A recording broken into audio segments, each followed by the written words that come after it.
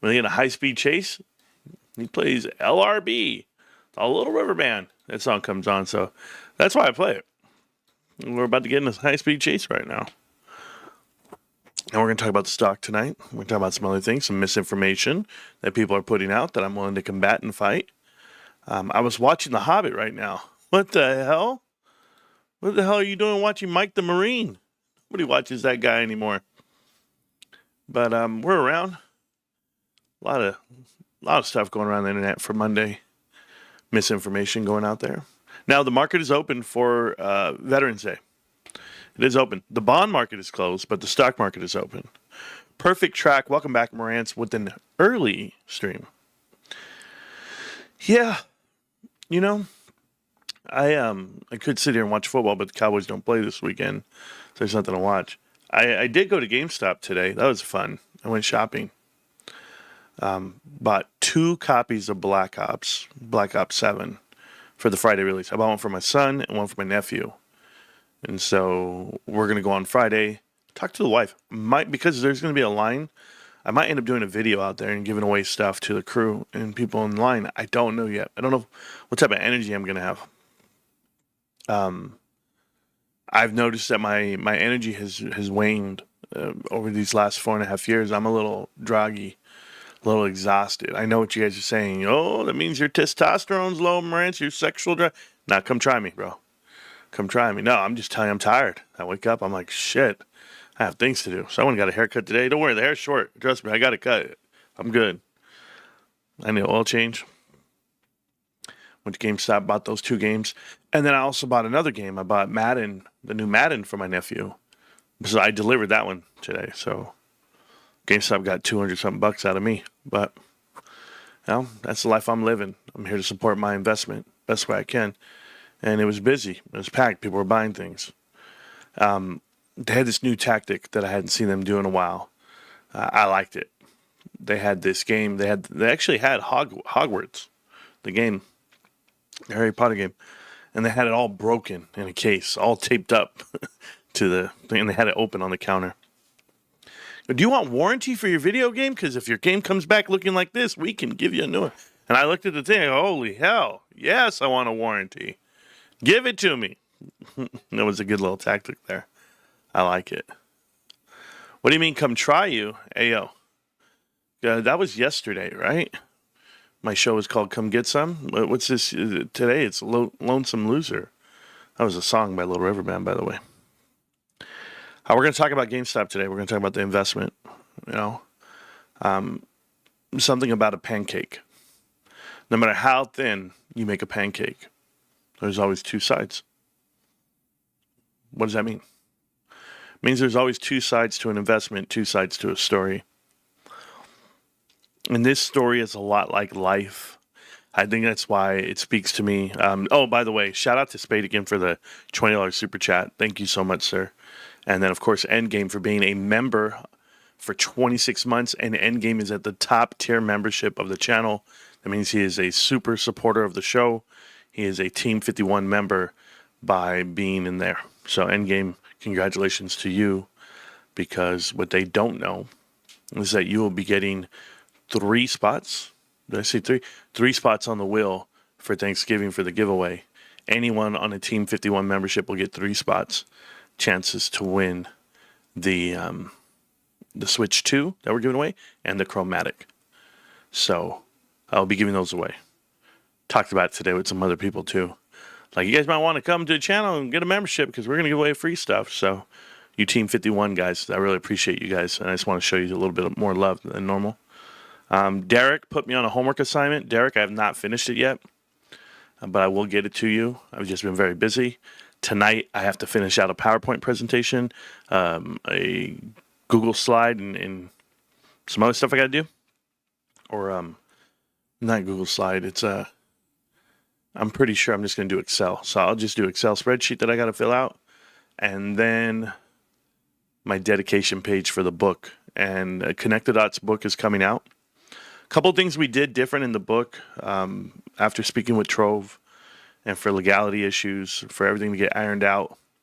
We made the book as a narrative over real events, yet substituting the information so that we don't get, we live in a very litigious world, so we just we caution ourselves with the book. But hopefully it's a masterpiece and it comes out well for you guys. It's called Connect the Dots. It is a book of over 200 pages, and you will get an e-copy. A lot of you guys will be getting electronic copies. We're also going to have physical copies. I know I will end up signing and sending one out, and as well as I will have one for the background here, and we'll do it that way. Can't wait to read it. Thank you. It'll be done this month, if not this week, if not by tomorrow. So that's the thing for me. So we only have 2 months left of 2026, or 2025, which is a blessing for a lot of us that know, Bitcoin back up to 104, GameStop 2150, looking healthy right now, considering all things considered, and we'll talk about the profits and the metrics and the fundamentals. We'll do all that when the show starts, but we're not going to start the show yet. But when we do, we'll talk about it. We'll also be talking about Beyond Meat tonight.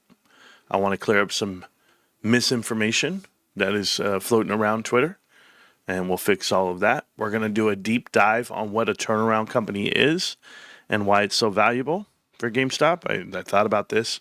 The biggest thing I have for educating people when you watch the show is there's a difference between being indecisive and making the wrong decision. You can make wrong decisions. Being indecisive is going to cost you so much more because you're going to miss out on opportunities in front of you. And making the wrong decision, well, you can learn from that. You can't learn from being indecisive other than I should have acted. Marantz, thank you again for the signed poster of you. It will look good in the bedroom wall and match my custom pillowcases. Hulk Hogan, you're welcome. Rest in peace, brother. Awesome, Craig. Congratulations on the book. Thank you. Save one signed copy for me. All you guys want the same thing. And thank you for that. Really. But we will talk about being indecisive versus making wrong decisions. And right now, the indecisive thing would be, how do I pour more into GameStop and only GameStop? And should it be my number one investment? For me personally, absolutely. It's my number one. And it's because private equity gave away their playbook. Or we uncovered it. When you seek the information and you go chase it, sometimes it just falls right into your lap. What's happened, and just so that we're clear, I want to speak to you right here, YouTube. I'm coming in close. We're going to have this conversation. This is what happens, okay? But people always be like, Marantz, what do you want out of this investment? And I'm going to tell you guys something. I don't want your gains. I don't want your investments. I don't want to know the next stock. I don't want to know any of that stuff. I want what God put in front of me. I want what God's going to give me. That's what I want more than anything. I don't care what your successes are to that point. For me personally, God gave me a reason to be, and that's it. It's that simple.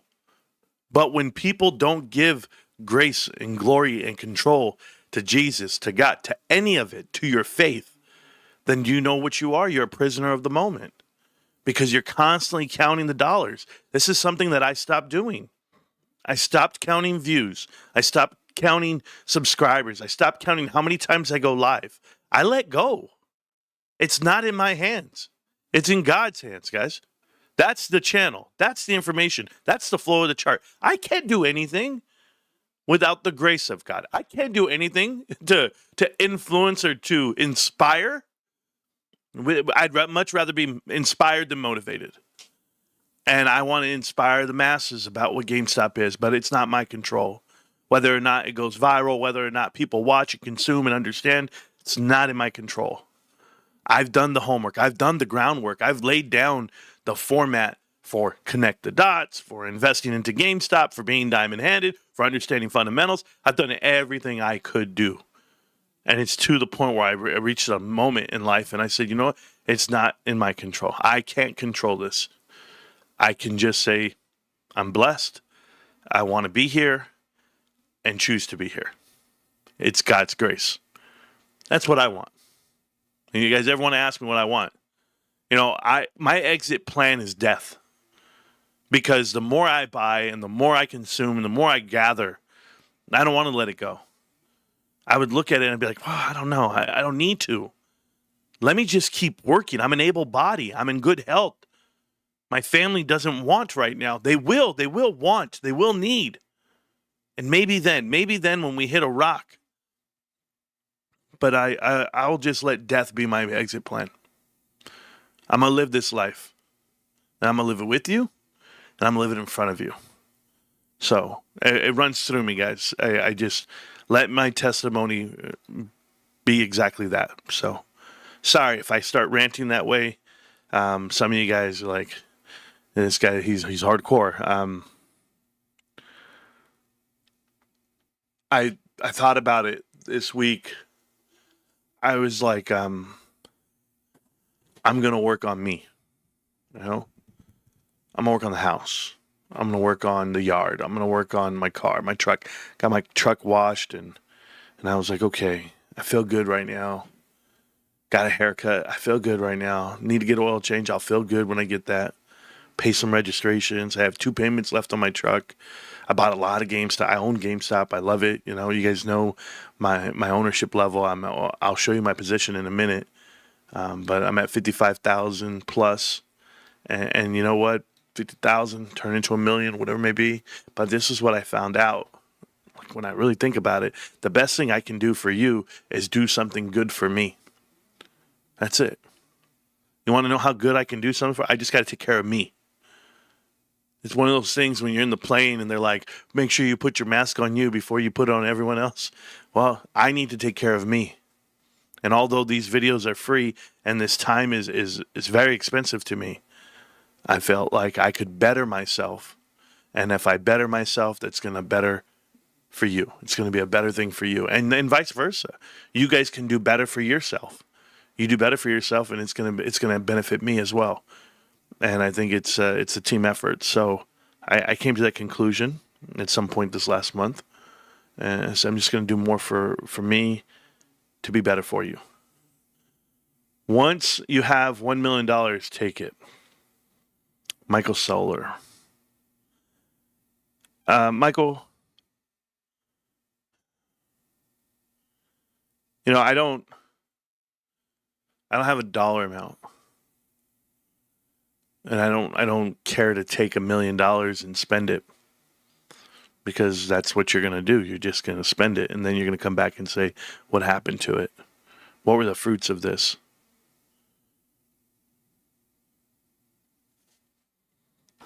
All right, listen to me, Michael, okay?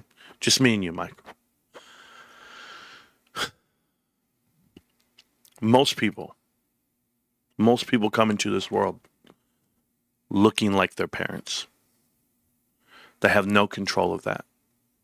It's their genes. It's their byproduct. It's their DNA. They come into this world looking like their parents. And when you leave this world, you don't look like your parents. You actually look like your decisions. You're a product of your decisions.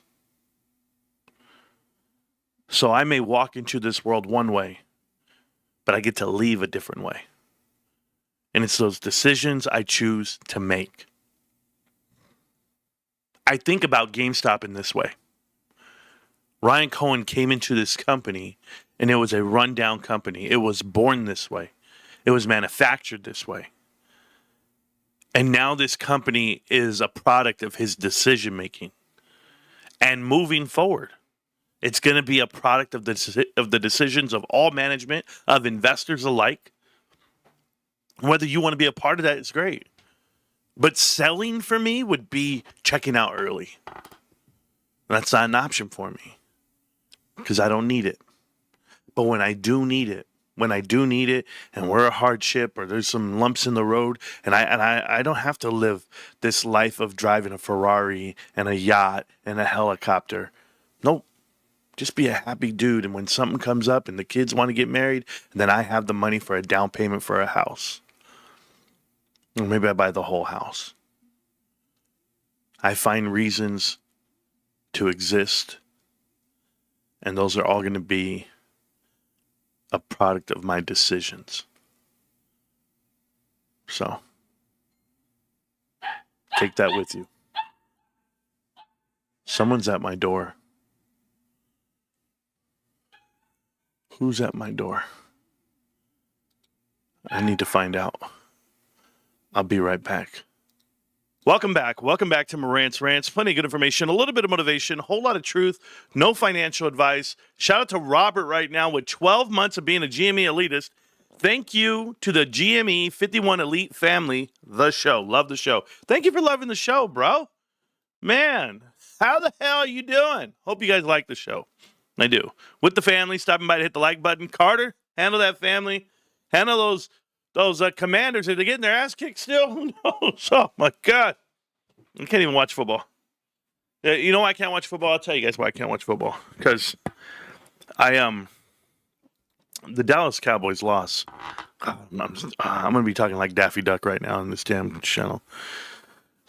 Covering fucking pants. Is it Sylvester? Is it who is that?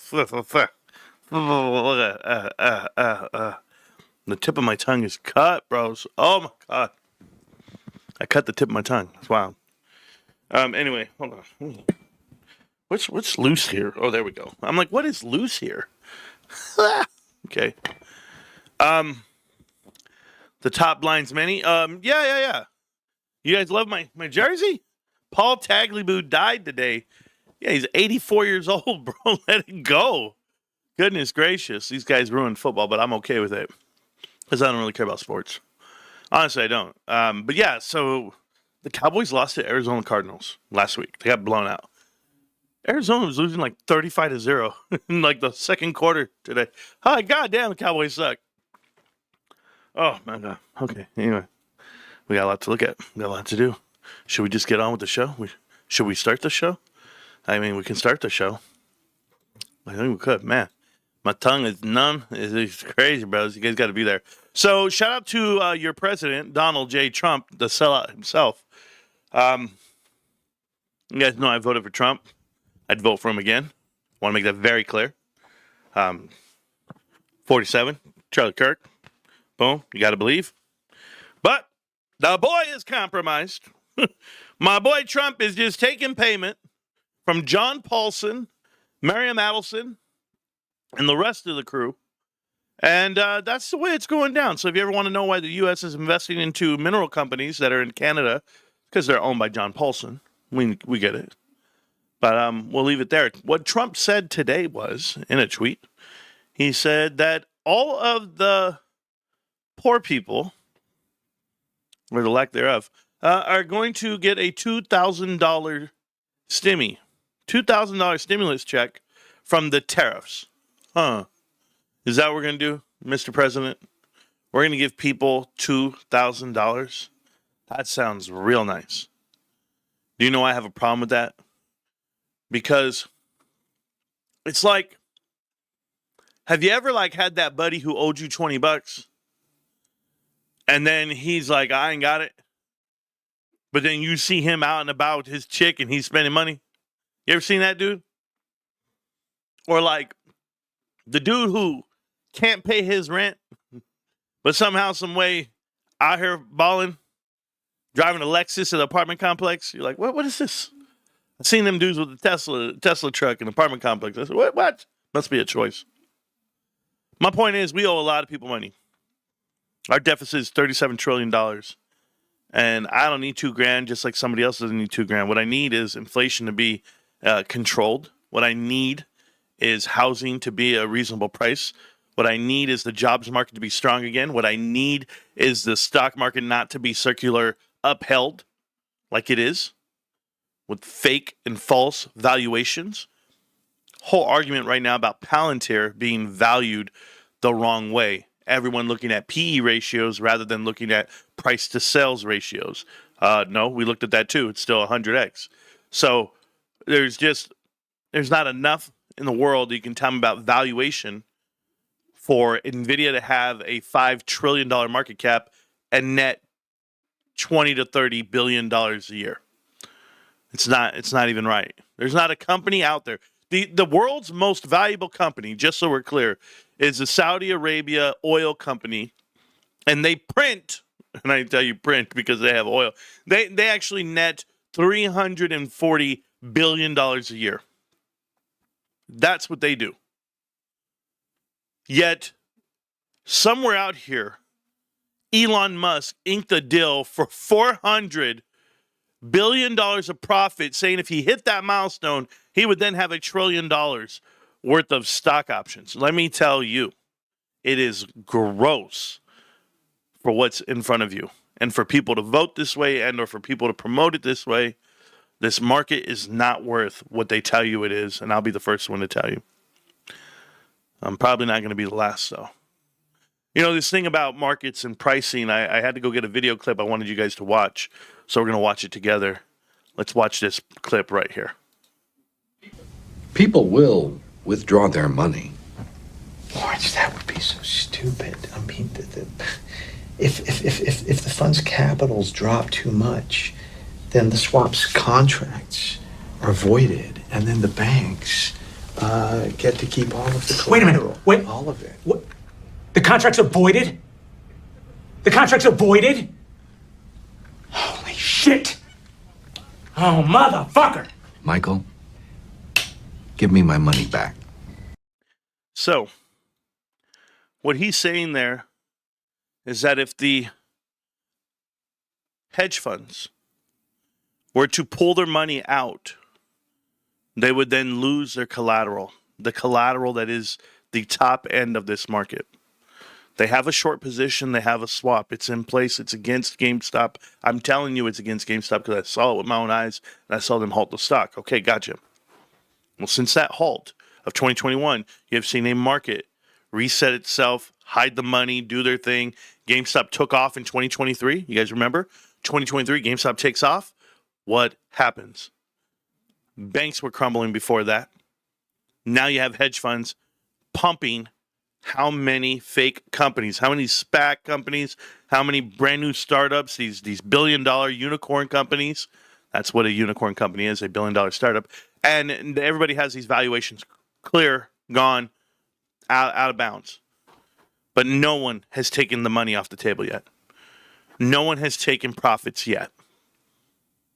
And is it cracking now? Are we prepared for this moment now? I ask you because I saw this headline here, and I'll show it to you. This is Bitcoin. So a Bitcoin holder of over 15 years, after 15 years of holding, he just dumped $1.3 billion of Bitcoin. Gone in a heartbeat. One holder. And is this the time where people start squirreling away their cash and they're waiting for the bottom to buy it all? I don't know. Morantz, you've been calling for a crash for the last year. What I've told you is things are overvalued. And I'm a firm believer in that. But if you listen to what Dr. Michael Burry was saying, he was saying he had his money locked up into it. And they said, let's get our money back. And you can't, because if you do, the bank's going to liquidate all your assets because you don't have the collateral. Pay attention.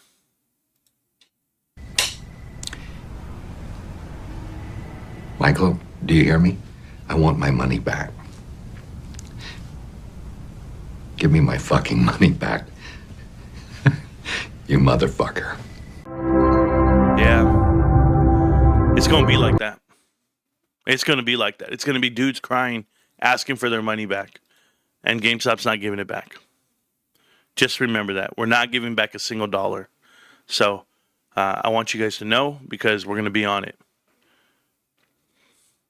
Endgame says, kills me when you say you would have voted for him again. Endgame, you know what kills me? Is how people from the UK care so much about our voting habits. Because you don't have a say into what we do. Not one. You have zero influence. You don't defend this country. You don't serve this country. So if you'd have an opinion about it, that kills me. Just like it kills you, right? But what you're telling me is that I should have not voted for Donald Trump. I should vote for Kamala Harris. That's what you're telling me. There's a bigger indictment there that I'll leave alone. Okay? Okay, cool. We're okay with that? Nancy Pelosi retiring? Nancy's retiring? You have something to say about that? I do. I'm shocked. Here's why. I'm willing to bet that Paul Pelosi is not the world's best trader now. Or there's going to be some private phone calls still going on in the background. Some real insider trading. These guys are 60, 70, and 80 years old, all of Congress. And you're going to tell me that Tig O.B., Nancy, oh yeah, you don't know how she got in? You didn't see her right there all lit up with JFK looking at her like a snack? Yeah, she was hot. Hot to trot with them things out on the beach. It's okay. Nancy, we know how you did it. But now look at her, wicked witch of the West, the East, and the North. I will tell you, I don't think she's going to be trading, and I don't think it's fair to, all these guys dealing with these money issues. I just can't stand it because Congress gets rich the minute they have the information that you don't have. And it's not even up for discussion. It's so sad. The universal income is something that has been touted by the UEF. I'm so sorry. The World Economic Forum. Maybe when the Tesla robots take over. Yeah, that won't be a thing either. I'm going to tell you guys how much something costs versus what you find value in it are two totally different things. How did 3D televisions work out? Anybody? Let me know. How about laser disc? A big ass laser disc for a movie. Did that work out? In like 300 years. In 300 years, which I won't be around, there's going to be these people. And they're going to go look at the history books. And they're going to go like, did you know our ancestors were so stupid?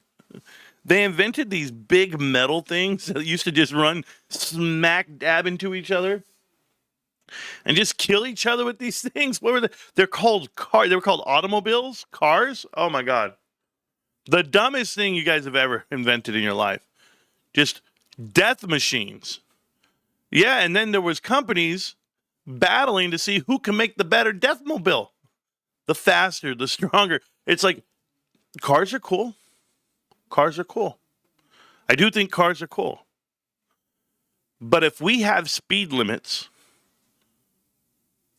check it out. We have speed limits. Why can cars go faster than the speed limit? At any given time. Don't have a governor on it, can't regulate it. We can regulate how fast forklifts go. Things that can kill people. Not cars. 0 to 60 in 2 seconds. Why? The hell do I need a speedster Ferrari? Is that what it's called? Fast car? What do they call it? Speed cars? Super fast? Ferrari super fast. Going, how many horsepower? It's 800, 900 horsepower. What? Crazy. I think there's a lot that's going to change over our lifetimes, but our lifetimes are almost over. I was walking with my wife yesterday. We were holding hands walking down the street, and she looked up at the wall. There was a mural of field workers, Mexican, Hispanic field workers. I looked up and I said, "Oh man, it looks like my grandpa." And my wife said, "Yeah, it looks like my mom, looks like my grandma, whatever." I said, "Yeah, they were working in them fields. Now our grandparents are watching Netflix on a tablet." I mean, it's amazing how times have changed. Everyone has the internet. Everyone has a cell phone. Everyone has a car. Everyone has everything. We'll see when it all slows down. And maybe those are the companies you want to invest with. For now, I'm in the flash in the pan. I'm running with the Pokemon boom, like Teletubbies, like Beanie Babies, like Pogs. It's just a fad. It's just Funko Pops. It's just Lulu Boo Boos. A Chia Pet. I don't know what you think it is. Read a comment. It said Pokemon up 30% in value over the last year, now retracting 5%, going down. We're bust. Everyone's selling everything. I'm just like, you guys are dumb. You think it's like the stock market, things just go up forever? We might get some retraction right here. Wouldn't change the value because I'm telling you now, GameStop sells out every week. And I go and check. GameStop will launch something on a Friday at 11 o'clock. I'll go to GameStop at 3 o'clock just to see if they sold out. You guys sell out? You guys got anything left behind? No. And I go, okay, cool. See, I'm done waiting outside out front. I thought about this. I don't need to wait out front. I own the company. I own enough. There's people out there that need the product, that want the product. There's kids out there that want to go ahead and experience this. Families want to experience this, waiting in line and getting stuff, and they got something. They created a demand. They created urgency by only having it Friday and Saturday. So, I'm going to help them enjoy those times. Because if they don't buy it, then I will. But until then, I know Black Friday, people are going to be posted for that Moltres box set. I don't even know how much it is, but people will be doing overnighters. And that's what you want. Sometimes I just go to look at the line and take a video of it. And then they're like, hey, man, this is cool. People, more eyes to it. Yeah. It's fun. So, yes, I did go today. I bought three video games today. PS5 games, 2 Black Ops 7 and 1 Madden. I might buy the NBA 2K with Shane Gilders, whatever SGA on it. I'll find it out. Don't forget 50-year mortgages Trump wants so banks can get richer. Hulk Hogan, I would tell you that it's going to be twofold.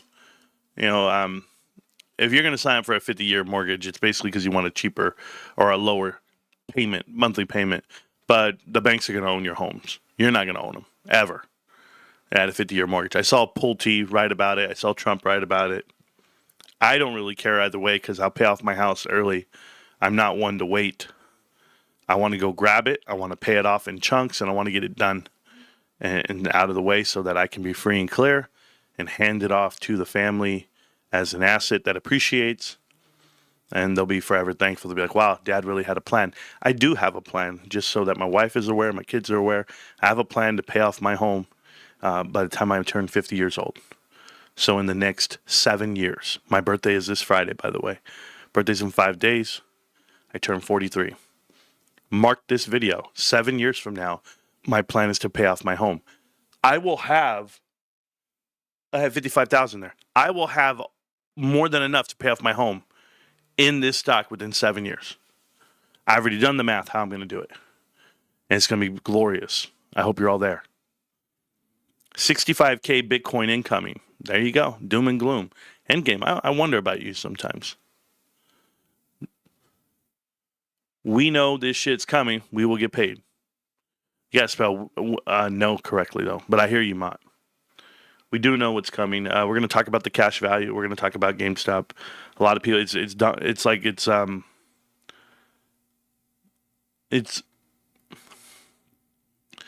there's these seeds of doubt in investors or in Reddit channels, in Discords.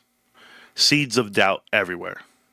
And our job is to kill the seeds of doubt, because seeds of doubt produce fruit that people consume and eat, and that creates even a bigger problem.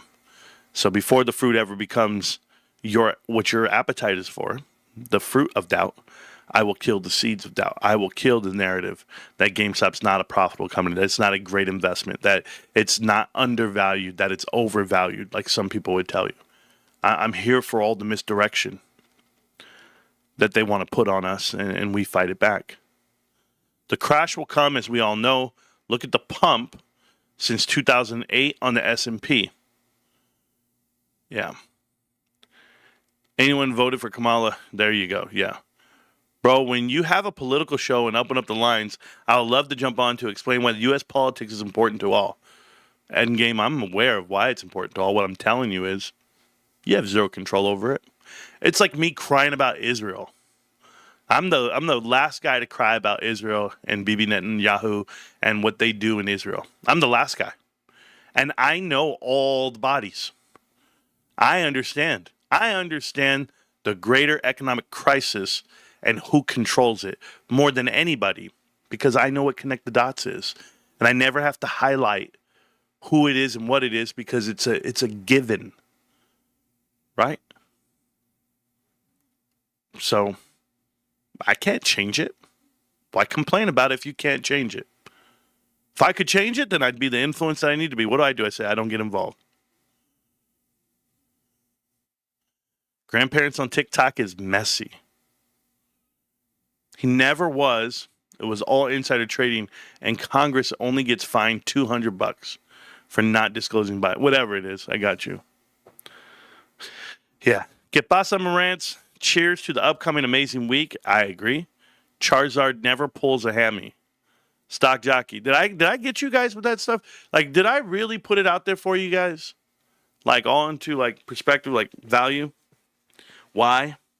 My birthday's in 4 days. I turn 51. Good job, Burton. Birthday's in 9 days. All you November babies, bro. All you real Scorpios. I would vote for Trump even faster. You and me both. We understand if America gets a cough, the world gets a cold. That's hardcore, bro. That's hardcore. I actually like that.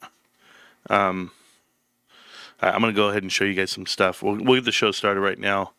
In a minute, just let me figure out what yeah, it's good for your body. It's good for your body, not for your mind. Whatever, maybe. Yeah. Okay, let me see what we go. We're going to start the show? I guess we can start the show now. All right, I'm going to start the show, guys. Let's go have fun. GameStop. Can't stop, won't stop. GameStop. Let's go get it.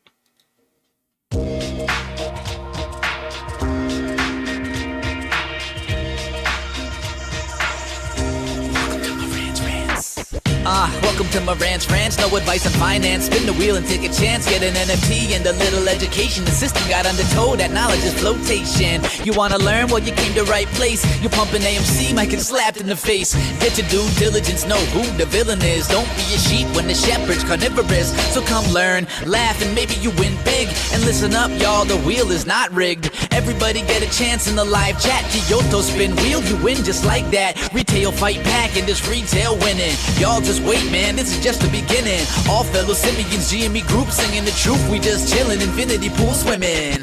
So welcome to my ranch. A lot of knowledge but no advice on finance. Don't even need pants, you can tune in naked like Kenny the Mayo Man. Internet's most hated. Don't wanna lose your money, then it's time for you to listen. If you're ignorant, invest in AMC, a superstition. The stream about ready, they told us to don't dance. I do what I want. Welcome to my ranch. Welcome to my ranch. Welcome to my ranch. Welcome to my ranch. Welcome to my ranch. Welcome to my ranch. Welcome to my. All right, guys, welcome back. Welcome back to Morant's Rants. Plenty of good information, a little bit of motivation, a whole lot of truth, no financial advice. There are some lies going around these streets, and we're going to clear them up right now. The first lie, this bullshit, here we go. First lie was this one I saw in a tweet.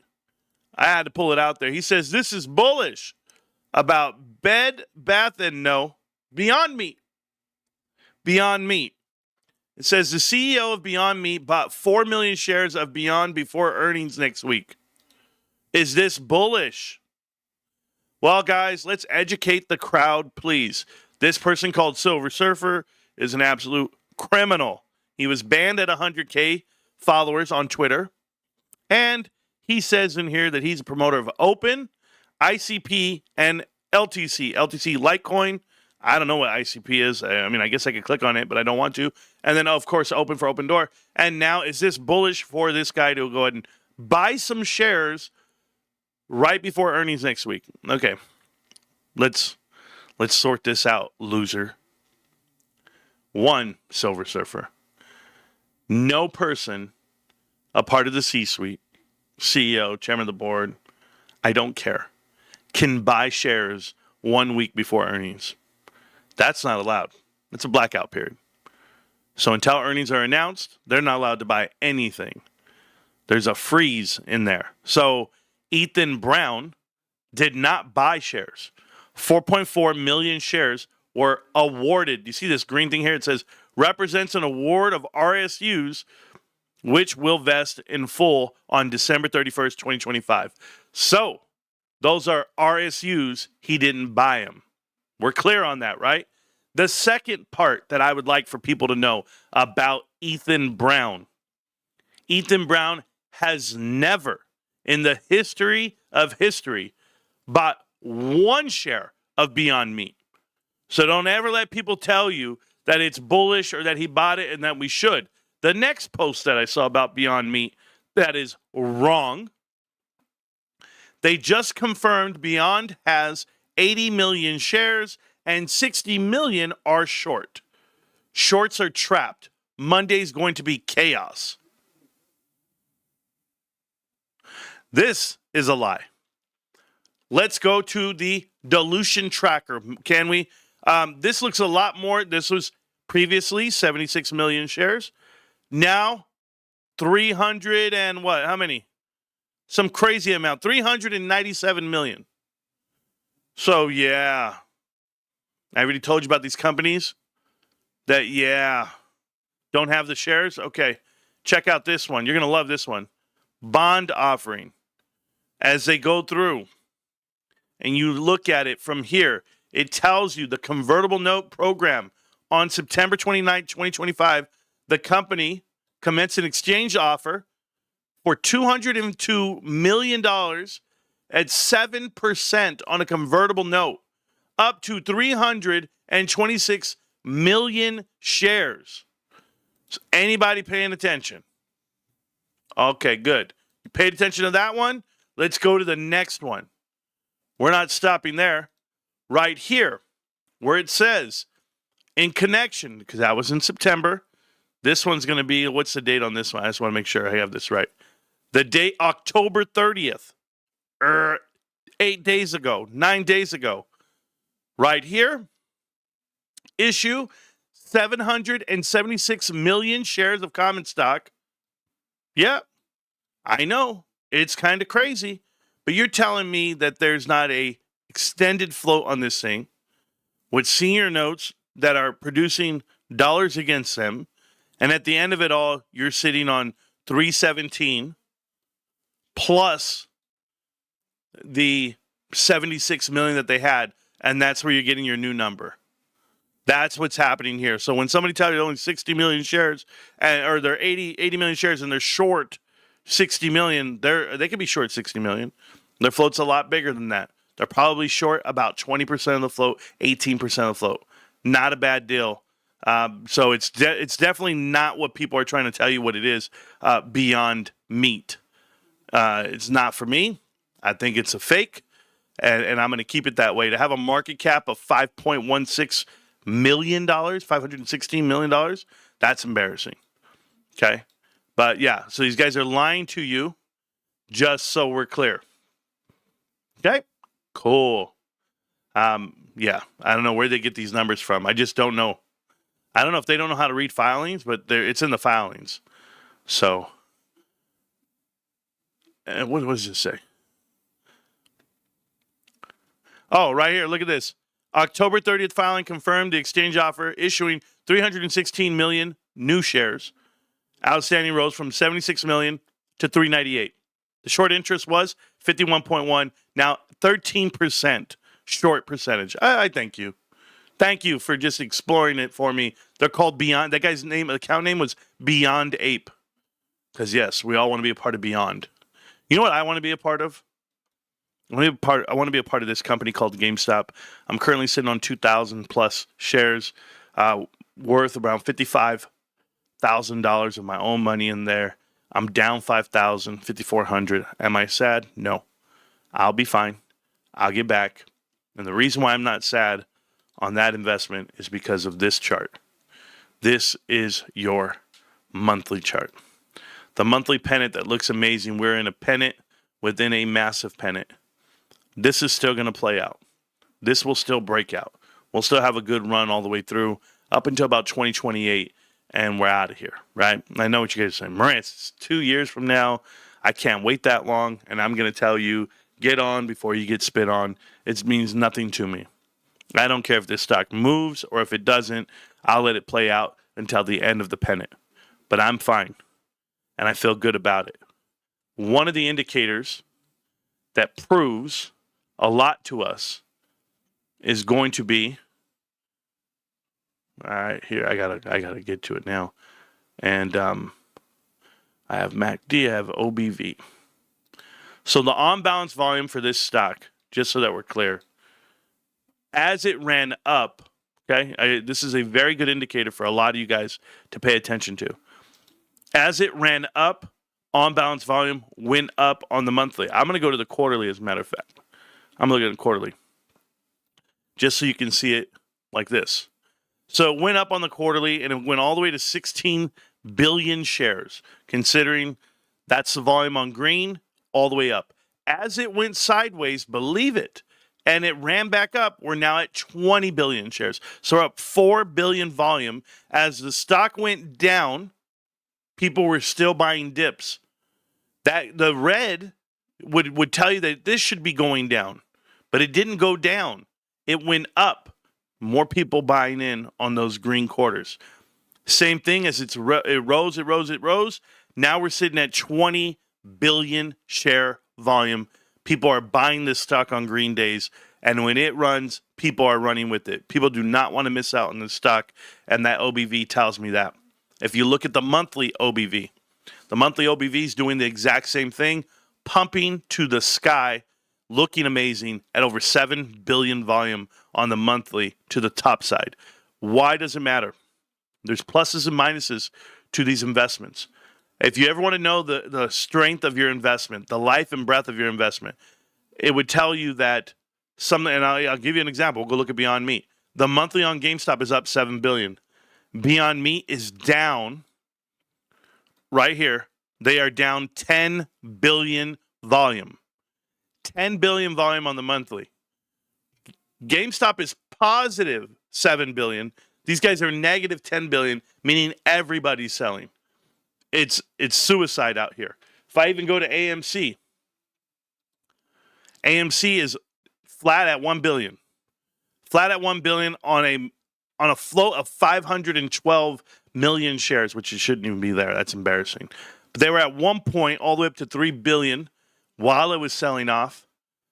And that's going to be on your monthly. If you look at the quarterly, it's pretty amazing what happened to this company. On the quarterly, they're down 2 billion shares on volume.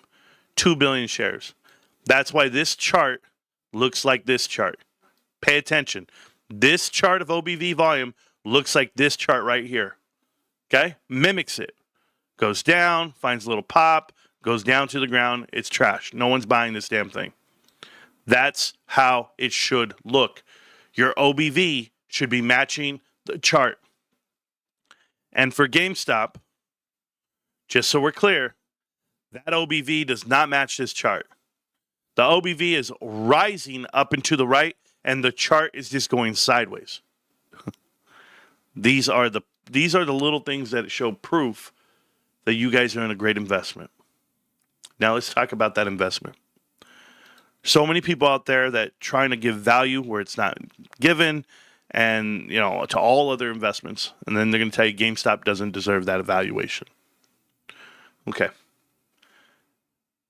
If I were to take GameStop today and take away their business, just take away their business. I'm not even talking about the store. Get rid of the stores.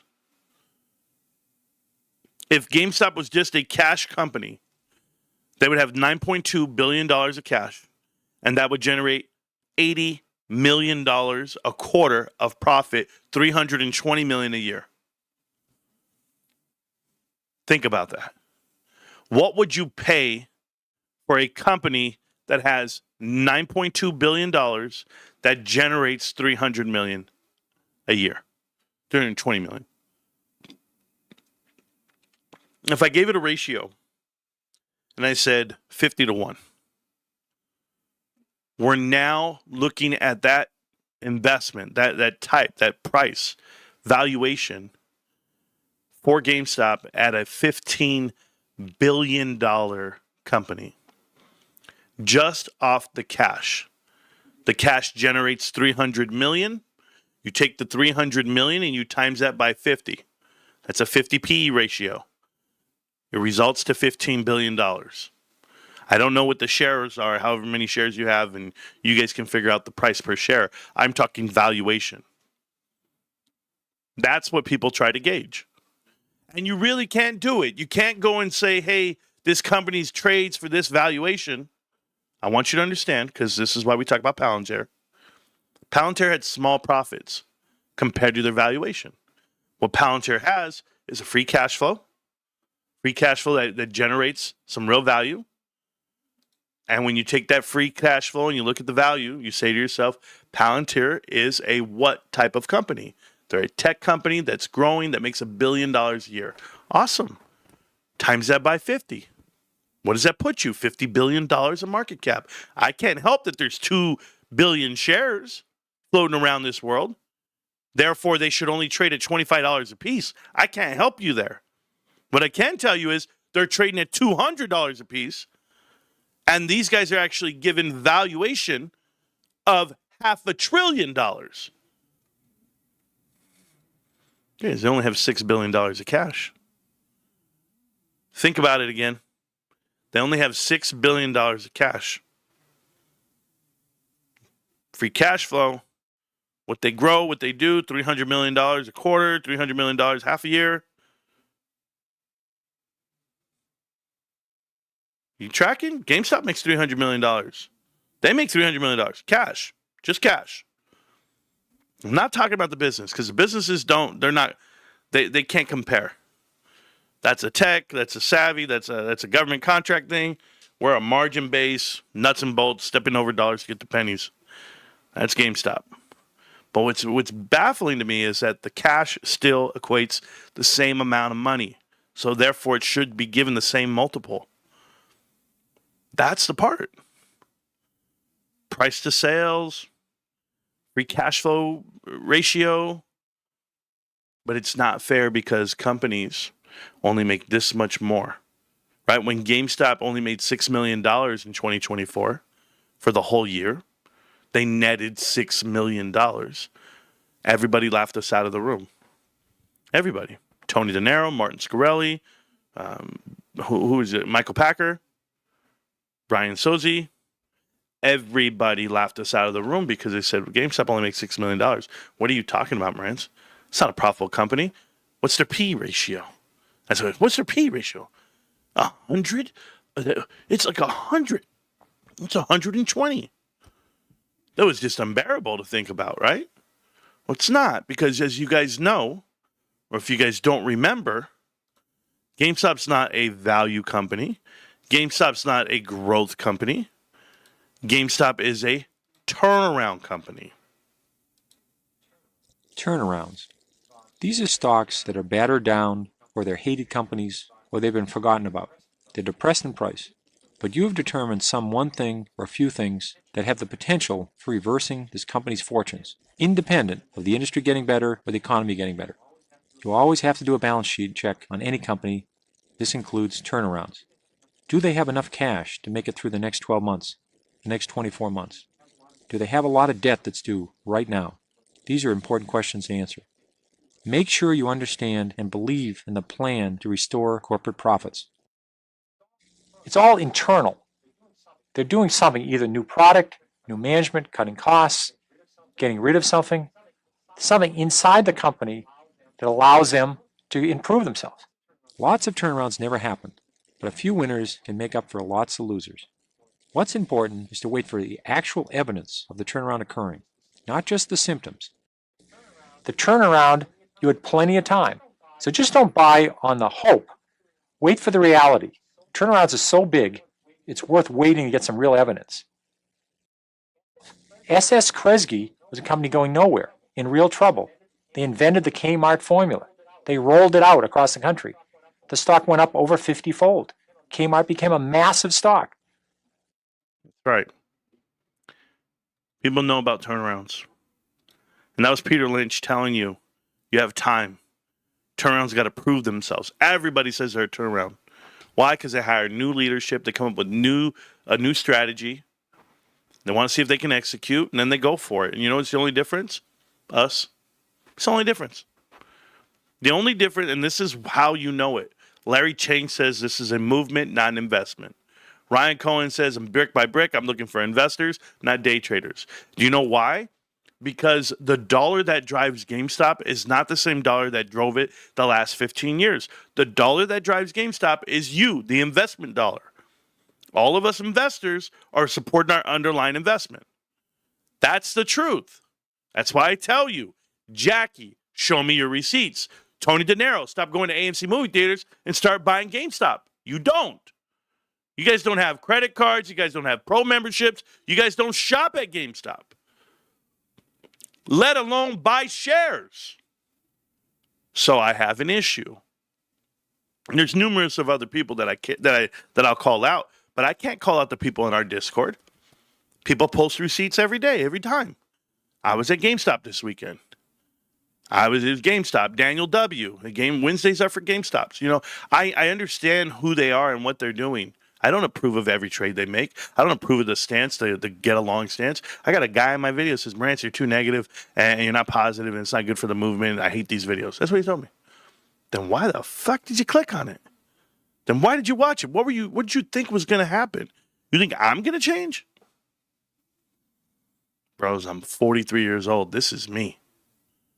I'm cut one way. Truth. Hardcore truth. Facts. Fundamentals. Morals. That's me. The other crowds, I don't know what they're doing. They can be influenced. They can be bought. They can be swindled. They can be tricked. Oh, I made a mistake. I just loved Adam Aaron and AMC. I thought it was a good thing, and I really got caught up into this. Now I'm just like, yeah, that's you, bro. That ain't me. Guys ever think about like Clipper Mike? You guys remember Clipper Mike? I do. Mike is AMC Mike. Now he's just Mike. He went through the 4 stages of grief, 5 stages of grief, 10 stages of recovery. He did all that. The part that actually touched me is when he saw me calling people out for being snakes and lizards and whatever they were doing. He goes, Marantz is a real man. I get it. He saw them attack my kids and dox me and harass me. And he goes, nah, I agree with Marantz. I'm on his side now. So I respect it. When a grown man admits that he's wrong and he goes through the whole stages, I don't think I'm better than him. I don't think I'm smarter than him. I don't think any of that. What I think is people don't dig deep enough because they have other things that are priority to them. Investing is not a priority to a lot of people. I met a guy last week. He said, Marantz, I want to invest. I said, you do? He goes, yeah, I've always wanted to. What do I do? I said, well, the first thing you do is you stop talking to me. I can't help you. He goes, oh, what do you mean you can't help me? I said, I can't help you. I don't give out financial advice. I educate myself. I educate myself on the things around me, but if you haven't educated yourself on what GameStop is, bros, you're going to be blown away. But even though you know what it is, and even though you know private equity, bankruptcy, snakes on the board of directors elsewhere, even though you know these things, you will still come to this chat and melt down in front of me. Meltdown. Oh, I hate this. I can't stand it. It's not going up. What? Why? Are the physical needs, think about it, the physical needs, the benefits, all of that, What are the features and the benefits? What are the physical things? All of that means nothing when it comes to emotional. Emotional wins. Emotional wins every time. And car salesmen know that. Everybody knows. If you're in sales, you know. Emotion wins every time. I don't care how many horses it has. I don't care what the price is. I don't care how many cup holders, how safety it is. What's the rating? I don't care. I hate the color blue. It reminds me of my ex. Matter of fact, my sister has the same color car. I can't get it. That's emotional. That's an emotional thing. You're bringing it out of the person. That's what happens in the investment world. Happens every day. Every day people buy off of emotion, not off of benefits and facts and what they need. Nah, they don't give a shit. Nope. No, man, I need that Raid can from Home Depot. These spiders are scaring the shit out of me. I'm nervous. I got arachnophobia. I just tremble, and then you walk in, you see a spider, and it's like this little big jumpy spider. You just go smash with your finger and your thumb and your shoe, and you go, that's what you're scared of? What? The fear brings out the emotion. So when you see the stock market, you guys see a stock market that's crashing or a stock market that's running, the emotion and the fear, remember, people have 6 reasons why they do everything. There are 6 emotional reasons why you do everything or anything. And I told you what they were, but if you need to be reminded, it's one of the top ones is fear. Fear happens to be one of the main reasons people do anything. And I have a list here that you guys should, I should make my whole book for you guys so you guys can see it, but the fear of losing, the fear of pride itself, the fear of pain. These are the reasons why people do things. But if you can get to the core of it, if you can figure it out, like me personally, I look at you guys and I say, okay, you guys want to talk to me about your investments. You guys want to talk about GameStop. Why? Look at Marantz. It's so undervalued. I know. It's awesome. $21.50. Oh, man. Cash. That's cash. I'm getting cash for cash. How's that a good thing? Well, because I'm getting a company to go with it. Imagine if every dollar I got paid, I got a free company with it. Isn't that awesome? I just got to put the dollars to work. The company's free. GameStop, the company, is free right now. Go buy it. Find out. $20.50, it's free. Why do you spend money? Some of you guys, what do you guys do when you spend money? What do they say? What do these day traders say? Oh, no, I can afford to lose it. It was for fun. It was, what are you here for? Fun, a business or pleasure? Oh, it's just pleasure. I'm just here to gamble. I'm here to pass the time. I like this. The thrill of the hunt, the thrill of the chase. Think about it. Everything I'm telling you is emotional. Figure it out. Okay? I'll give you my truth. Why I'm in GameStop. Why am I in GameStop, guys? Because I've taken the fundamental and I've merged that with my own personal belief of how I think this investment can go up and to the right. My emotional has tied in with the factual. Because emotionally, I was like, I love the stock. I like Ryan Cohen. I like this community. This is my investment. I want to learn.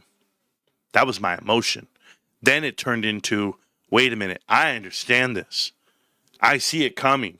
Oh, wait, all these detractors, they're all out here trying to get a percentage of me, get me to put my money elsewhere, lose a little. And it's not even about the losing the little bits of money.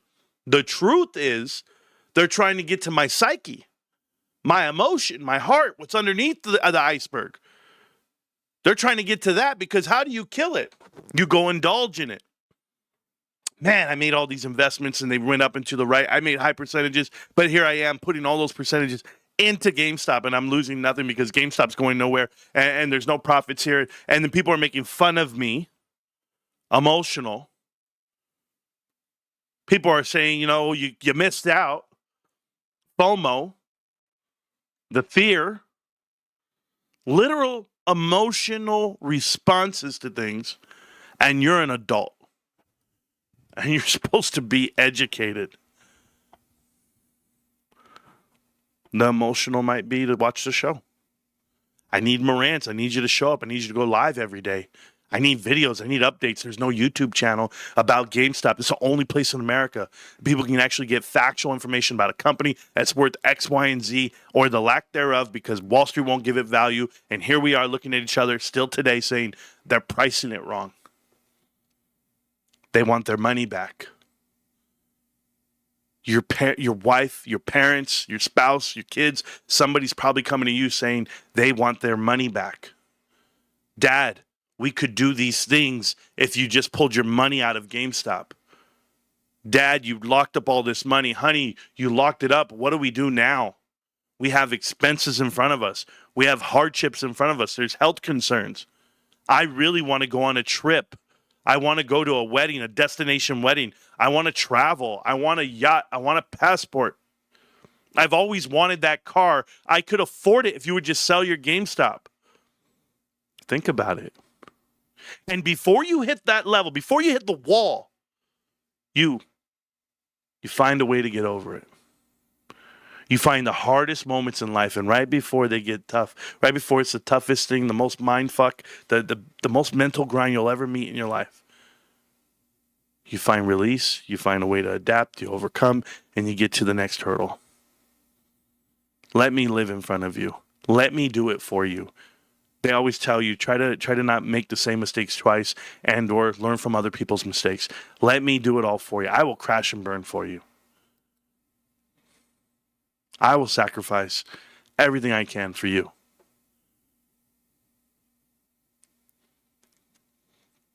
I started a YouTube channel.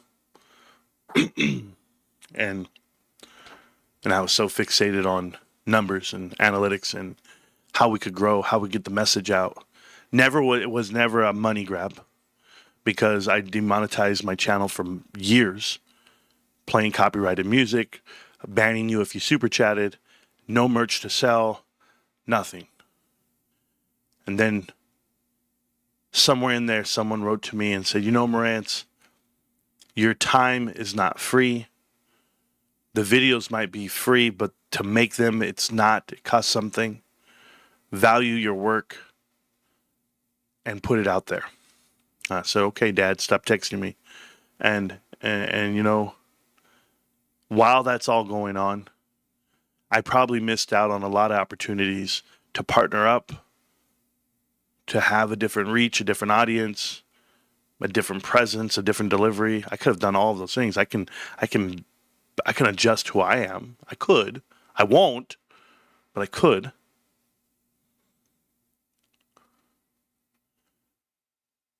And then,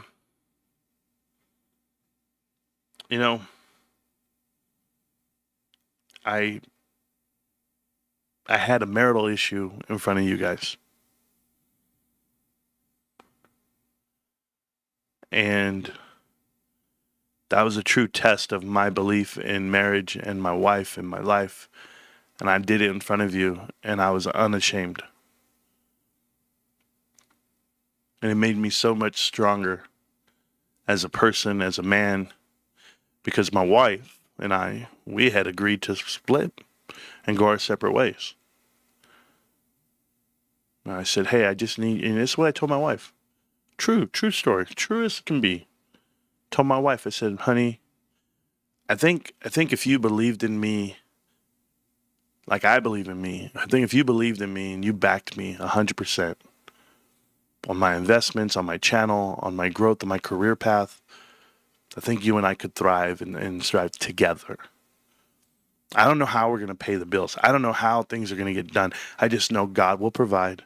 And this relationship is giving each other that love in front of God. It's truest thing my wife ever said to me. She said, honey, I now know what love is because I've learned to love you for the things that you love. She said, when someone that you love tells you they love to do something, you should listen. That's what my wife said. And I said, yeah, baby, I love to YouTube. I love to GameStop. I love to do this. And my wife said, I'll be your camera woman. I'll do everything with you. We'll do this together. Straight truth. I don't care. Right, guys, Meltdown comes in here, talks about my marital issues or my life or what I don't care your opinion of me.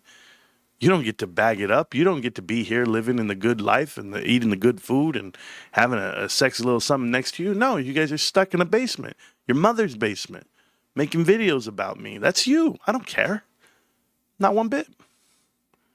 I found my truth. I gave it so much power that they couldn't take it from me. There it is. It's that B Rabbit moment where I give you the microphone. I say, here, tell these folks something about me. Oh, trust me. They Google me. They make documentaries about me. They tear me down. Does nothing.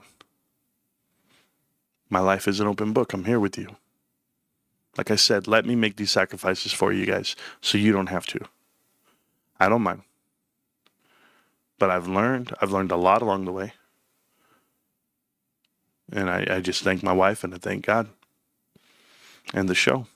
Team 51, you guys are awesome.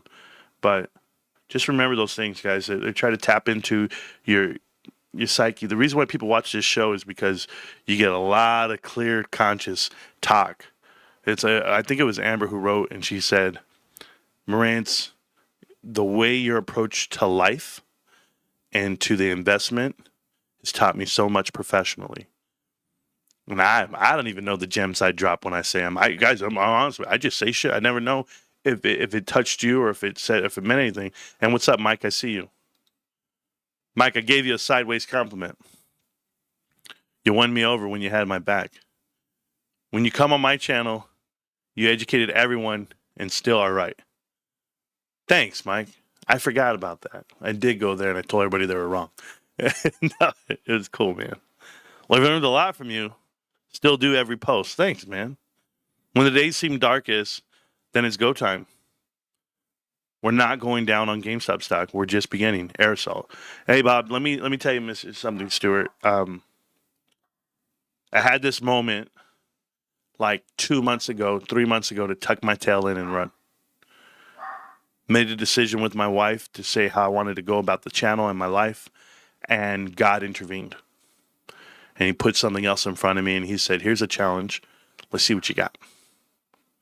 And I went into it full throttle, ran my face straight into a wall. And I know you guys don't know all the inner workings of me, but I've told you this, but when I do something, I get obsessed.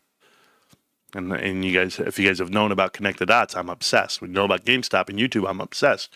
Well, I'm obsessed right now with my career choice. And because it's different and I'm learning and it's new and I was able to achieve a level that I've always wanted to achieve. So now I was able to put a threat on the page. I was able to put some risk on the page and I could leverage myself, right? So that's why, I'm up at 55,000. And that number can go a lot higher. I'm just pacing myself. There's things that have to happen between now and February, and I can pace myself. And if those 4 months go the way I want it to, that number starts moving fast. And my wife knows it. And she's not going to come looking for it. She's letting me find a way to pay for this life that we've afforded each other. So God is good all the time. I want to talk about something with you guys, and it's called informal value. Okay. Now, this is not something you can read. This is not something that you'll find. This is all in my head. This is something that I drum up as I'm driving on the road. There's an informal value when it comes to the value of this investment. Now, people confuse that with informal pricing. To give you an example of informal pricing, I call a plumber. I got a leak. And I call him and I say, hey, I need this leak fixed. I've got water everywhere. How much is it? That's me having price anxiety. And he could come out and say, well, that all depends. How big is the leak? How many square feet is your home? Where do you live? He could do all of that. He's a terrible plumber. That's a terrible plumber. Because in the world of selling, he should come out and say, I understand you have a problem. We're going to fix that problem. Now, most problems like this, I've been known to do jobs from $4,000 to $2,000. Two prices. Okay? It's been known to say people want choices. You always want a choice. So go, hey, I want $4,000 to $2,000. Now we're out of price anxiety. Now we're at price shock. Now I'm shocked. Now I'm like, shit, this is what it costs? Huh, but I'd rather be there than not knowing. So I hear it. He's a good plumber. He says, here's what we're going to do. Marantz, here's what I'm going to do for you. This is my promise to you. When we're done with this phone call, we're going to understand your issue. I'm going to give you response time. I'm going to take your credit card info. We're going to go and accept payment early beforehand. I'll take 50% up front. We'll get the other 50 when the work's done. But I promise you, when it's all said and done, I'll follow this up too with a confirmation phone call after we sort out everything. But we talk about the money up front. We talk about the value right now. People are not afraid to talk about the money and the value up front. Or you shouldn't be. And boom. He's going to come fix my problem. And I'm happy. Informal pricing. $4,000 to $2,000. Informal value. GameStop's worth up to $120 per share. Have you read the articles? All the articles are out there. GameStop's worth around $120 to $21.50. Right now, GameStop's trading at cash. It's practically cash. They're giving you a range. Give you two choices. 120 to 20.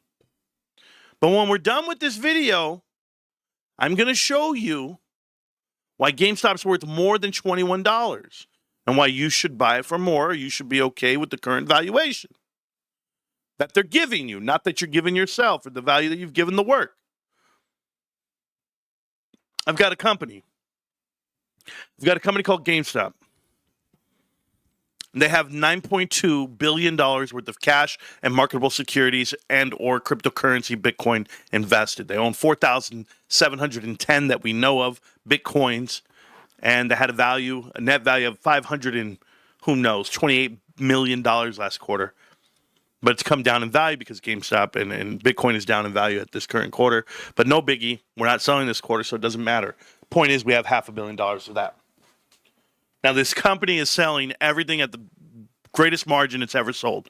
We're in the 30s again on margin. We should be in the 30s, but the buying power is a little different this time around because we're doing more sales e-commerce than we did in brick and mortar. And you get a premium when you're doing e-commerce sales. That's why the multiple's higher. If no one's told you this, go look at Amazon versus Costco. Costco has a terrible e-commerce platform, one of the worst in the country. They're archaic. The website loads so slow, you would never mimic it. When you go to Amazon, you have multiple ways of paying. It's easy to look for pricing, and it's fast. They try to keep you on one page. It's called Above the Fold. You guys ever seen Above the Fold? I'll show you Above the Fold for a second, just so that we can clear ourselves on why Ryan Cohen and GameStop are so popular. This is Above the Fold. You see, this is a forever changing headline. I can see it moving, but it's above the fold, meaning I don't have to scroll down. I don't have to go anywhere. The headline is above the fold. Buy and sell your graded cards at GameStop. Boom. Never had to move the screen. It's still here. Get your cards graded with PSA. Next one, holiday deals and sales. Everything's here, above the fold. Old newspaper term, right? Look at the website, pre-owned, phone, home, everything you can exchange, you're going to get value, and then the pro membership exclusive. GameStop has found a way to get you the 5 biggest reasons to shop at GameStop. Whether I go above the fold and I click and I get the graded cards, everything's above the fold. I never had to scroll down to get anything I needed. It's all here. This is how you build websites. So now that I have value for GameStop and I have value for what they're doing, imagine putting a price on this. Imagine putting a price on a website that sells PSA graded cards, and they're doing over 8,464 cards right now. 2 months ago, that was at 1,000, under 1,000. It was at 600 cards. We're grading cards, we're selling cards, and every card has a value of a used video game and or a console.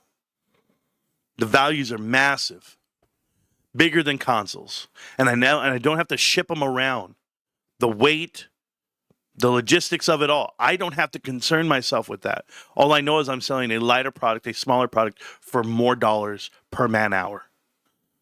That's the math that I do. So when I walk into GameStop and half of their day is shipping out product, which I've seen them do, the shelves are flooded with product right now. So inventory was increased and pumped. I have to take all this into consideration if I cared about a quarterly. Do I care about a quarterly? No, I do not. I do not care about GameStop's 10Q.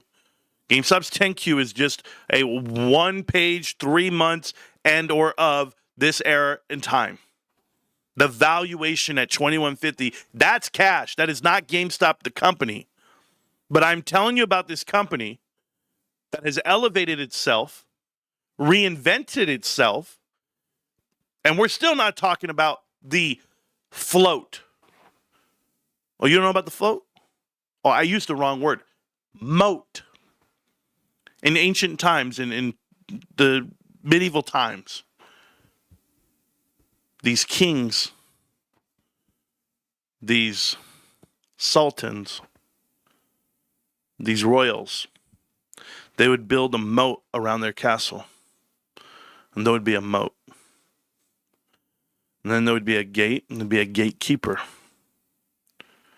And the gatekeeper was the watchman, and we had a tower, and they could see people coming. They just had this little hole in the door. Gatekeeper would look down at you and go, "How can I help you?" And then down there's a guy, his name's Javon, and he goes, "Hi, my name's Javon, and I'm from Drip. And we have a website, and we sell PSA graded cards, and we do live sales like whatnot. And we want to get inside there in that castle of yours. Can we come in the door, sir?" Gatekeeper looks around. Gatekeeper goes, "Nah, we're good, man.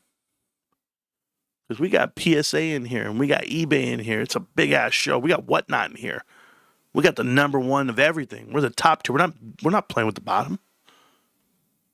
The thing about the gatekeepers, the thing about the gates to these castles and towns, nobody ever knew what was behind them until they opened. You didn't know if the city was filled with disease and famine, and broken buildings, and you didn't know. Gates would open, and it was paradise. It was Agrabah, right? Aladdin on a genie.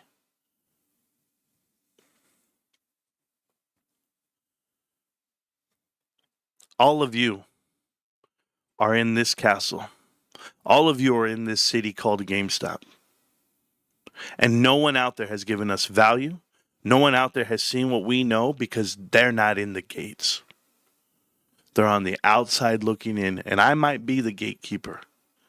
And Ryan Cohen might be the king of it all. And all of you guys might be consuming the goods within. But I promise you, you can't go tell your countrymen, come on over to our castle and invest in it. And they're going to understand why. Oh, have you heard of the potion called Power Packs? You haven't heard of this? Oh my goodness. Drink this gummy juice. It's going to make you strong. They would not know. They don't get to know.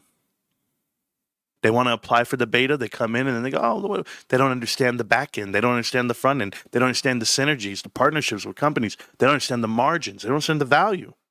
Nobody does. But remember the moat you put around your castle. That moat that has alligators in it so no one can come in. That moat, private label. That moat, partnerships with PSA. That moat will be the controllers. That moat will be the stuffed animals. That moat will be the video games you make. Yourself, GameStop. Went into GameStop today. Asked them if they had the Buck Bunny cartridge. You know what they tell me? We don't have that. What is that? GameStop makes video games. They do? I never knew that. See? Even they're outside working on the farms. They're not inside the castle either. Remember what I'm telling you. They're going to be knocking at that door.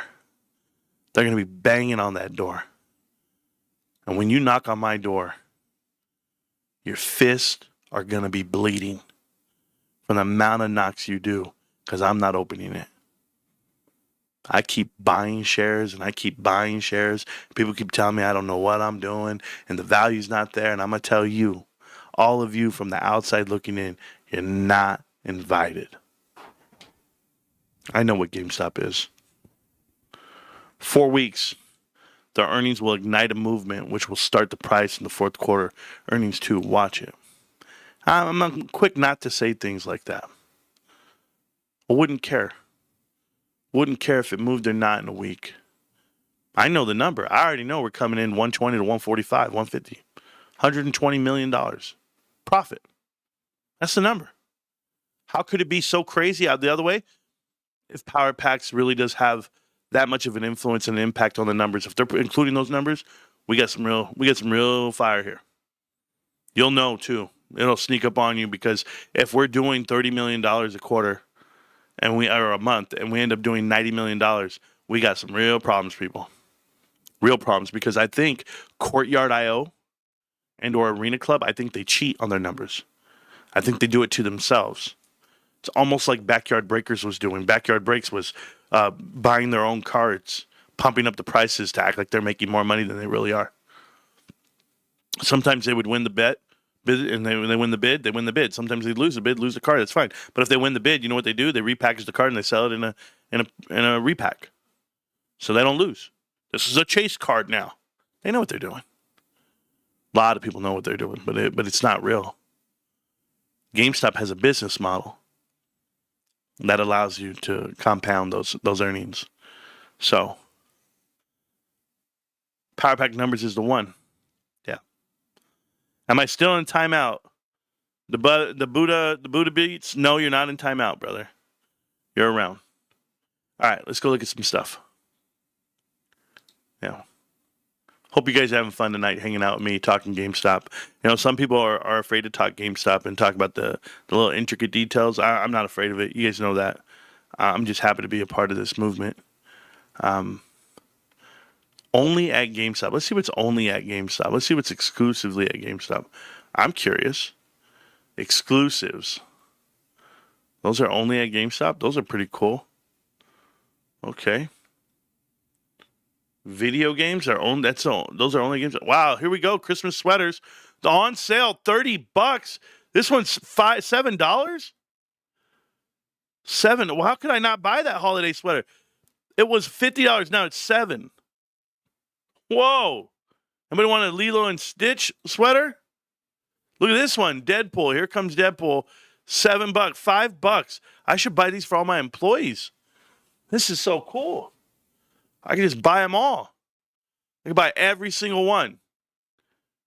The capybara, that's my son's favorite little mammal. Promise you it is. I could call him right now. He's going to tell you capybara. Oh, what's your favorite little animal? Capybara. I always wanted one. Venom holiday sweater. That's crazy. Well, there's some sales out there. Go get them. Yeah, what's GameStop exclusive? Only at GameStop. Isn't that cool? Let's see the game. Let's see these games. The Expedition, the real edition, right? The Luminary edition. Yeah, we know. No, but these are only at GameStop. Really? How would you know? How could you say? I mean, look at that. Oh, I like that. Ooh, Secret of Mana. It came out for PS4? I didn't know that. That was one of my favorite games growing up. That game's phenomenal. Gotta buy more cards. Yeah, I was looking for Buck Bunny. They had Buck Bunnies all over the damn store too. Buck Bunny. Not to confuse with Bad Bunny. Look at them. But they had these all over the store. And then the controller, people are gonna want that controller. That's fire ass controller, bro, if you ask me. For PlayStation maybe. This is coming out on the 19th only. Look at that badass Buck the Bunny controller, bro. Controller for PS5, Buck the Bunny, GameStop exclusive design. That's fire, dude. I'm sorry to tell you guys, that is fire. Bro. Hand that to me. Easy with the French tip, bro. Calm down. Ryan Cohen out here. That's Ryan's hand, by the way. Black Ops 7. I already bought 2 of them. I used my $5 off, though. That was cool. Yeah, so I think we're sold. Oh, is this a new game? FC 26? I could have bought, but he doesn't play soccer. I got him for my nephew. I got him the Madden. And I didn't get him the 25. I got him the 26, the one with Saquon Barkley. So I got him 26. That's what I bought him. Today. It's what he wanted, man. I don't know. He's a good kid. All right, so there's that thing. We got to do that. We'll go over fundamentals in a minute. We'll do it. Power packs. So I'm sitting here. I'm sitting on some money in power packs because I'm waiting for baseball and basketball to open up.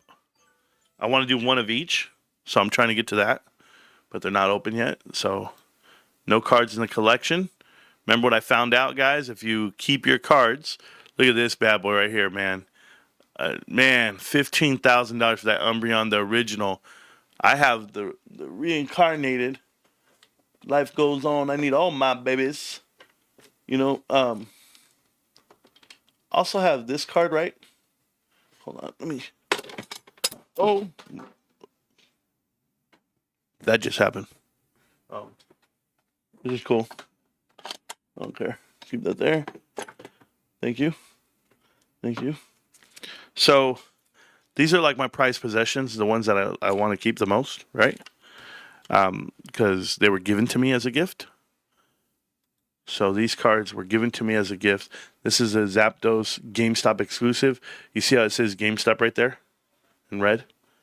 GameStop. So that one is a PSA 10 Team Rockets GameStop card. You can't get that anywhere else. Promo, and that one's worth like $150, whatever. So that one. And this one's around $400 right here. And that's that Pop Series 1, but this is the Celebrations 25th year edition. This one's worth $400, right? So those are the 2 cards I'm keeping for life. What I'm also doing is I will be mailing 2 cards to my biggest fan. I actually have a big fan on the show. His name is AJ. He's a little dude. I went to his birthday party, and I gave him all these cards for all him and his friends.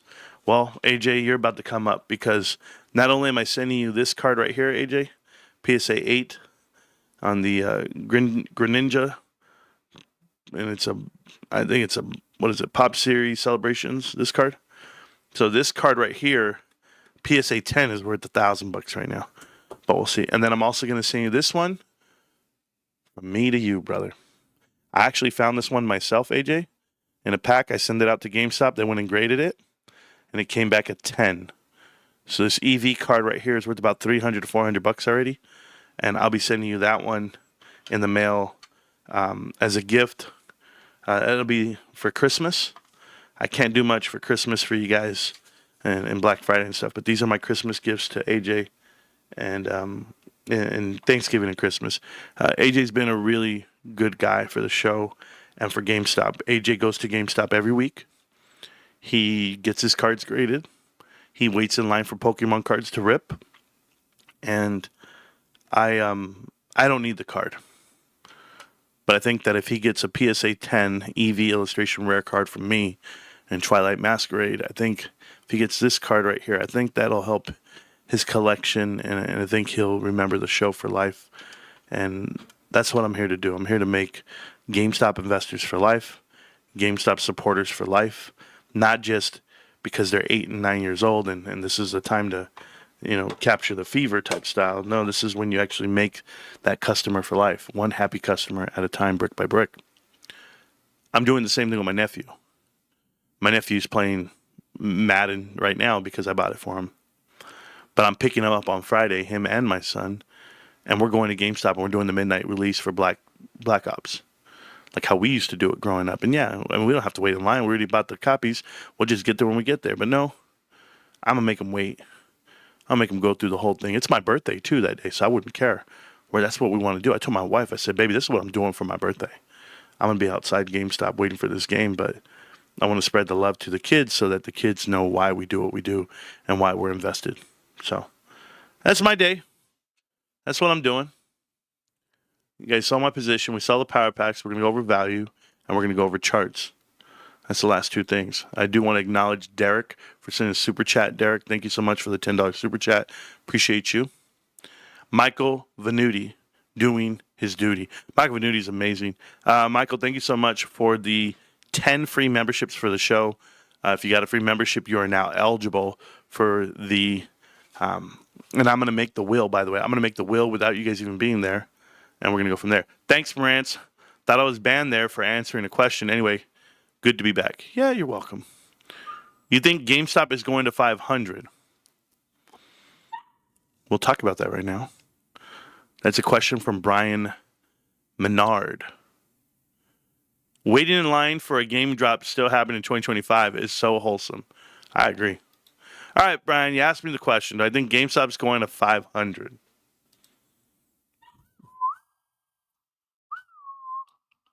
All right. Here's the chart. Do I think GameStop's going to 500? Just so that we're clear, 500 would be from here all the way to right. We'll go straight up. So we'll about right. Oh, I could do it this way. I already know how I can do it. All I gotta do is go to settings and go to 500.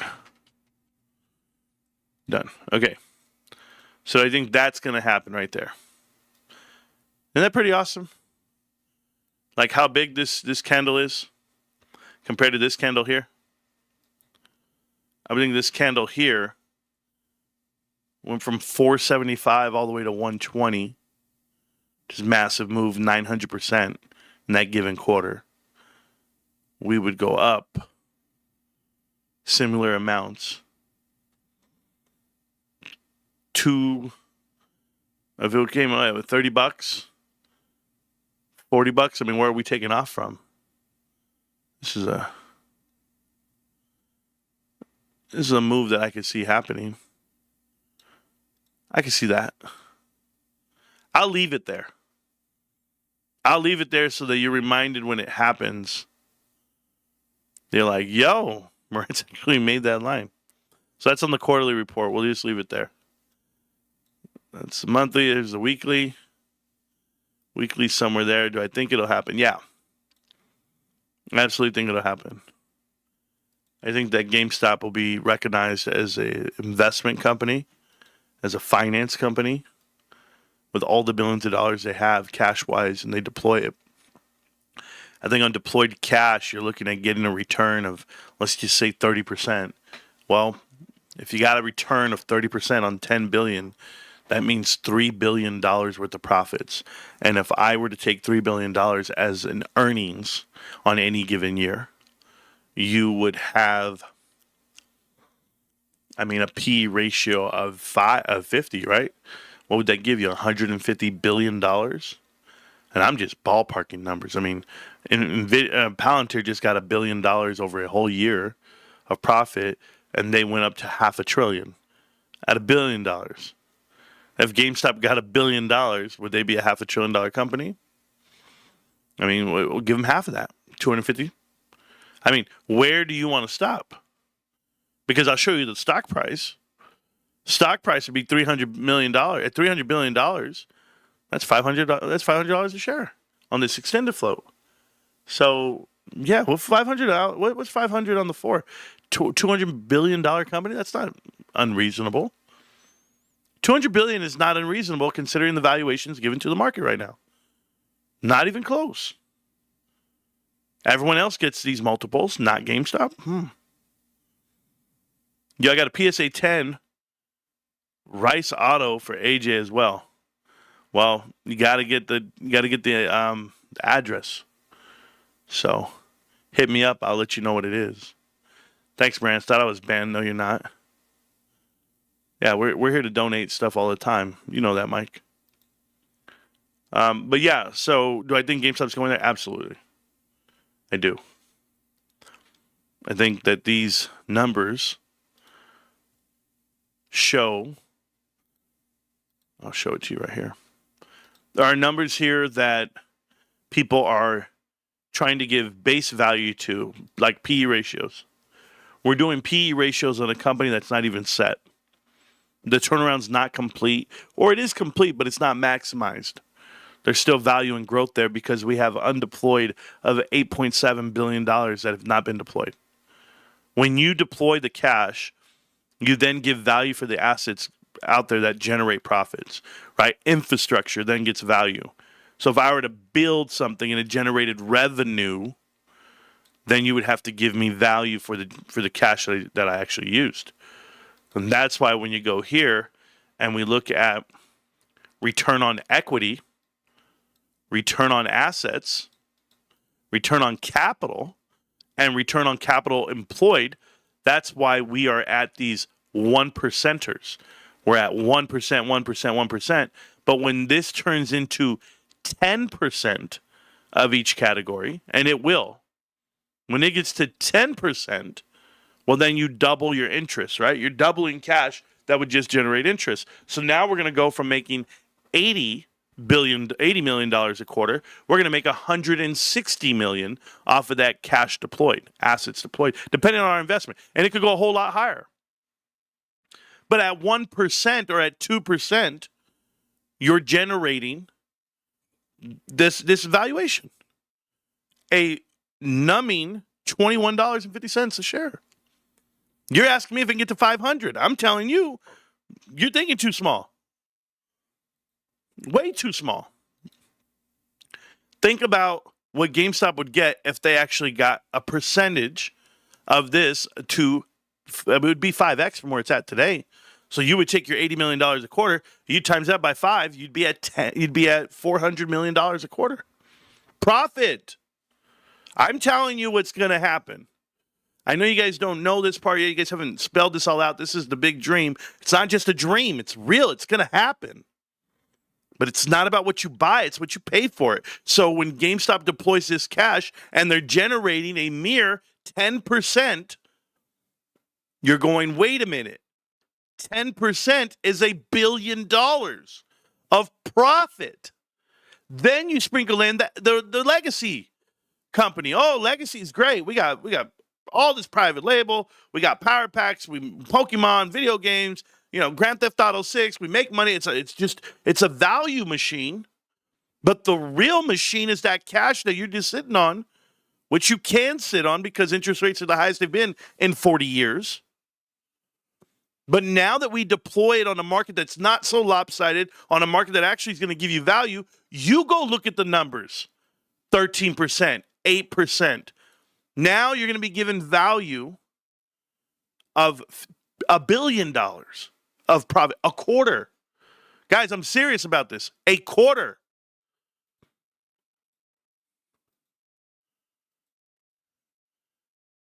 $400. It comes out to 400. I'm so sorry. I said $1 billion. I meant 400 million. So you're going to make $400 million a quarter. And that's not counting legacy. Throw in the legacy, you make $500 million. You then go the whole year, you're making $2 billion a year. What's your PE ratio now? Well, damn, if we gave GameStop more money, they would make more money. More investors come in, right? Legacy holders still making money, but now GameStop's making $2 billion a year. Get that up in 5 years, it'll be 4 billion. Get that up in 10 years, it'll be 10 billion. You're saying to yourself, how did this happen? Well, it's happened because you diamond handed your shares. This happened because people are looking big enough.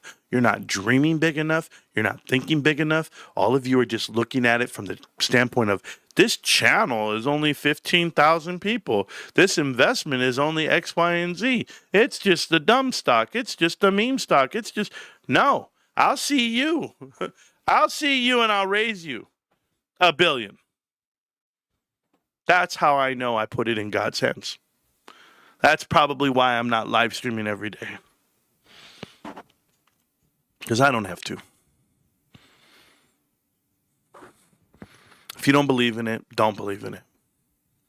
But if you believe in yourself, you believe in the chart, you believe in the indicators, you believe in life.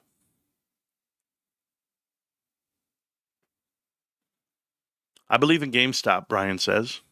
I'm in it forever. I'm going to deploy 400 a week into GameStop for life. I believe GameStop, and I believe in Ryan Cohen. Brian, that's a strong stance, and I commend you for that stance.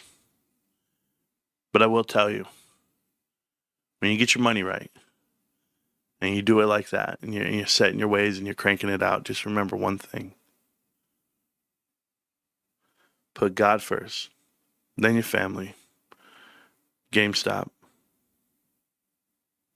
You just might eat. Me? Plenty of meat on the bone. When I get my money, I think I'm just going to keep buying some Christian Dior. I love this song.